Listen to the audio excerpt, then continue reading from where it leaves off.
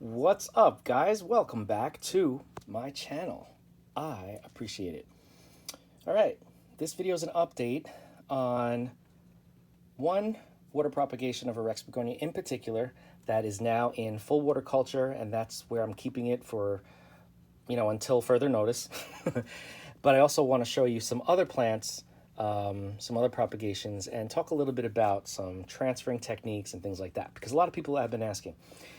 First of all, this is, just to refresh your memory, this is a Jurassic Rex Begonia, Heartbeat, I believe this is. It was a single leaf that I put in to propagate in water, and it grew multiple crowns, it looks like, possibly, off the leaf surface, the top of the leaf. It does have roots at the base of the petiole with some babies growing there as well. But what I decided to do last time is raise the water level to touch the bottom of the leaf or the bottom of the new propagating plants, and I want to show you why. As you can see, now we're growing roots at the base of these new little plantlets. That's what I wanted, because even though we have roots at the bottom of the petiole, which is the leaf stem, and new plants growing off of that, there are no guarantees that this whole stem, that this whole petiole is going to survive. And if this petiole rots away, if I have no roots up here, there's going to need to be a surgery, and I'm going to have to replant and probably repropagate these plants to get new roots. And so in an effort to avoid that from happening, I've increased the water level so I can get roots. And sure enough, all it took was like maybe a week.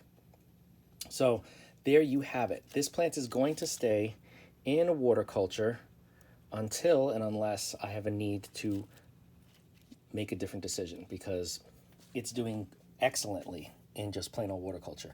I give this feed now, it gets Maxi Grow. Doesn't need anything with a high phosphorus because I don't need this plant to bloom. I really just want the leaves. And so there you have it. I have other water propagations that you guys have seen if you've been following along. This one is a leaf that obviously it's ugly. It wasn't doing well. A lot of people take their ugly leaves and they throw them out. What do? I propagate them because, hey, it's a potential new life right here, right? So this one you can see I put in water. It's got a new little bud. It's got roots and a new little bud there growing. But it also has little plants growing on the leaf surface. I keep getting that with all my propagations, or almost all of them. Get new plants growing out of the top surface of the leaf. I'm not complaining. I'm just saying it's really kind of cool. So this is going to stay in water culture for a while, and I'm probably going to increase the water level on this as well, so that those little baby plants, when they get a little bit bigger, will have roots of their own. And then I will probably put it into some acrylic. As you can see, these guys, new leaf, doing extremely well. These guys are doing really well too. This is a new leaf here. This is the pink shades, Jurassic Rex. Leaves are doing well. Look at that color. It's like iridescent. So pretty. Everything is doing extremely well. So let's talk. There's one that I propagated directly into acrylic. Let's talk about transferring. A lot of people have been asking me this. And I got to talk fast because this is the third time I'm recording this video. And my storage always runs out at 15 minutes. So I got to keep this less than that. Okay, if you want to eventually propagate your leaves in water and transfer them, or propagate them and then transfer them to soil, I definitely recommend either propagating them directly in the soil, so you don't have to transfer them, or propagating them in water and then transferring them to soil, or propagating them in sphagnum moss and then transferring them to soil. Now let's break this down a little bit, because from my experimentation, if you're going to propagate in water, like these guys, let's say, and you want to transfer them to soil, you can do that. I just definitely recommend that you make sure that your soil is very, very, very airy and light. Lots of perlite. I put like 50% perlite, 50% peat-based potting mix. That's what I like to do, because I want as much air in that soil as possible, because I hate root rot. I have PTSD from root rot. So I'm doing everything I can to not rot my roots.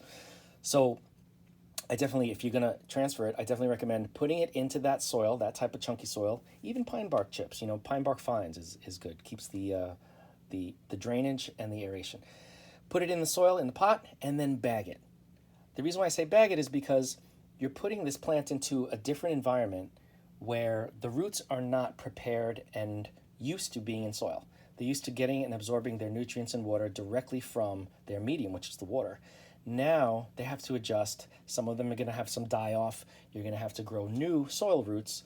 Some of them will survive and branch out new soil roots, but not all of them. So putting them in a bag to create a really humid environment, like a little terrarium, is going to help because the plant won't suffer from not having functional roots as it transitions. Okay, so again, really airy light mix, lots of perlite, lots and lots and lots of perlite, even just plain old perlite if you want, because it's easier to transfer from perlite, pure perlite, to soil. And then, like you could do a two-step process, water to perlite to soil. Then make sure that you bag it so that the humidity stays around the plant so it's not struggling to survive while it's adjusting. If you are growing or propagating your plants in sphagnum moss, like these two little ones here, doing really well. Easy to propagate in sphagnum moss, just keep it damp, not waterlogged.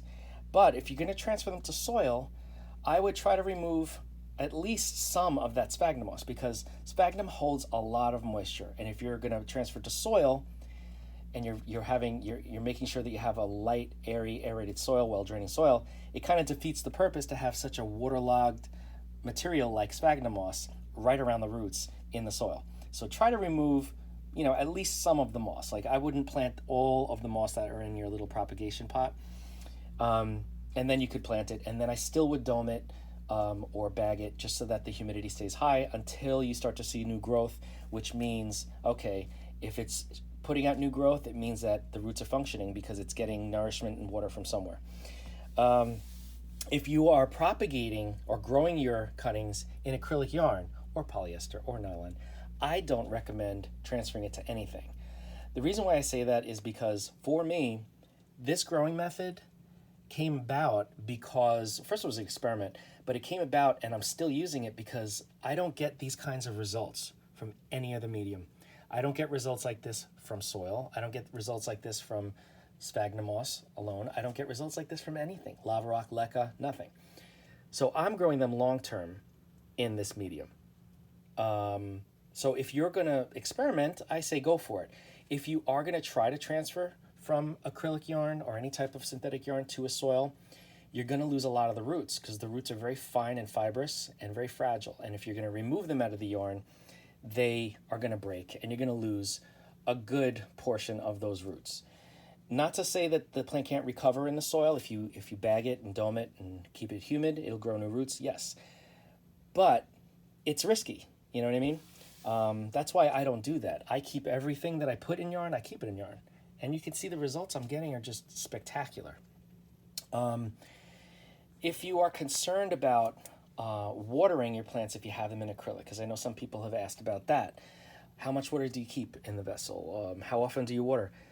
You can also do something like this one back there. You see this one back here? This is in a DIY self-watering setup. This is a leaf that propagated. We got new baby leaves, and it's in a pot with acrylic yarn with the chains going into the bottom of the mug, and that's the reservoir. And that's where the water and nutrients are. So all I do is make sure that there is enough water in here. Usually I just bring it up to about half. And it takes a while to use up all that water. I have not done anything to this plant in months probably, or at least weeks. I don't know exactly how long it's been there, but I don't have to fuss over it or anything. Actually, none of the plants that I have in acrylic I have to fuss over. This was a rhizome from one of my plants that are in soil that, it's been a challenge. It starts to look like it's not doing well, and it starts to lose leaves, and then I try to fix it and help it, and it comes back, and then it starts losing leaves again. So I just clipped off one of the rhizomes, and I stuck it in some acrylic in a self-watering. This is just a water bottle. And look, we're getting new leaves. It's just responding extremely well. Actually, let me turn this around so you can see. Look at all those new leaves coming up. This plant is loving life in the acrylic. It's a cute little plant too. It's a miniature. So again, if you want to transfer it to soil, I recommend water propagation and then a light airy mix, lots of perlite, bag it, dome it, and wait for new growth, and then you can take it out. Or use sphagnum moss or even perlite. You can propagate in perlite. Perlite could be a little tricky because it stays very wet, that a lot of times if the leaf is touching the perlite, it will start to rot the leaf surface. But anyway, again, if you're using sphagnum moss, just remove some of the sphagnum moss or as much as you can without damaging all the roots, and pot it up in your airy mix, bag it, dome it, whatever you want to do. And if you're growing acrylic or any other type of synthetic yarn, my recommendation is keep it. As long as the plant is thriving and looking happy and thrilled and growing like mine are here, because I don't have to do anything special, then I say keep it. If it ain't broke, don't fix it, right? Some people are like, oh, that's not good long term, or, you know, why are you doing that? Well, I'm doing that because look, this is the only thing that's really been working for me to this degree. This one actually here, side note, I propagated. It was a plant that came in the mail, and it was in such bad shape. They did not fasten or secure the pot. There was soil all over the inside of the box. The leaves were all dying. So I had some rhizomes that were just kind of there, and I took them out, barely any roots. I stuck the rhizomes in some moss, sphagnum moss, and sure enough, they sprouted. I had it domed. I had it in a bag to keep the humidity, but look at how beautiful this plant is. The only surviving leaf from the original plant is this one here. And I gotta hurry up and finish this video or it's gonna cut me out. And you can see we got roots, we got babies.